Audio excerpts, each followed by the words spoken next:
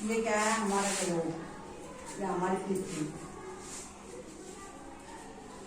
अगर हम इस पर इसके दो भाग करते हैं, इन रेखाओं को दो भाग करके सही जानकारी के लिए इस रेखाओं का नाम रखा हमने भूमध्य रेखा। भू मैंने जमीन और मध्य मैंने बीच, जमीन के बीचों बीच, पृथ्वी के बीचों बीच, पृथ्वी के बीचों बीच।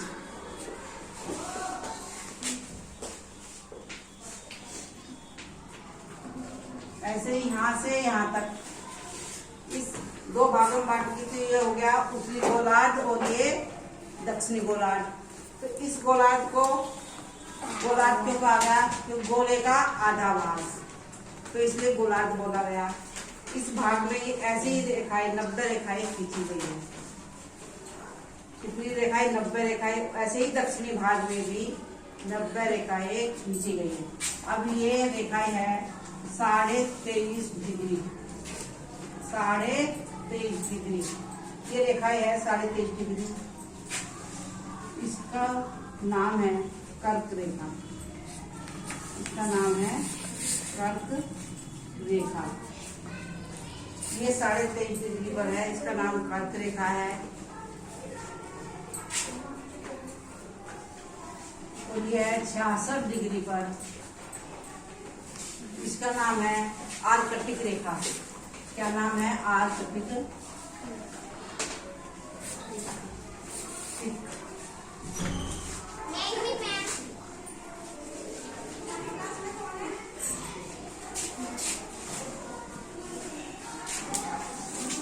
ऐसे ही इधर 23.5 डिग्री पर इस रेखा का नाम है मकर रेखा।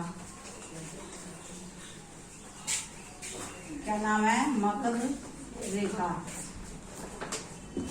ये 66.5 डिग्री पर है, इसका नाम है अंटार्कटिक रेखा।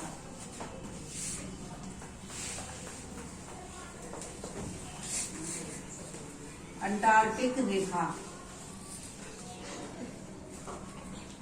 और ये है दक्षिणी ध्रुव और ये है उत्तरी ध्रुव। तो जो उत्तरी ध्रुव में है उसका 23.5 पर वो है कर्क रेखा, और जो दक्षिणी ध्रुव में है उसका नाम है मकर रेखा। तो ये है, इसका स्थानीय मान है 0 अक्षांश। ऐसे ही ये 10-10 करके 90 तक 90 रेखाएं खींची गई है। ऐसी दक्षिण में भी 90 रेखाएं खींची गई है। तो इसकी परिभाषा में ऐसे लिखते हैं कि अगर पेपर में इस तरह के क्वेश्चन आते हैं, अक्षांश रेखाएं किसे कहते हैं, तो अक्षांश रेखाएं क्या है, जो पूर्व से पश्चिम की ओर खींची जाने वाली रेखाओं को अक्षांश रेखाएं कहते हैं। ये समांतर होती है, बराबर, इनके बीच की दूरी बराबर होती है, इसलिए इन्हें समांतर रेखाएं भी कहते हैं।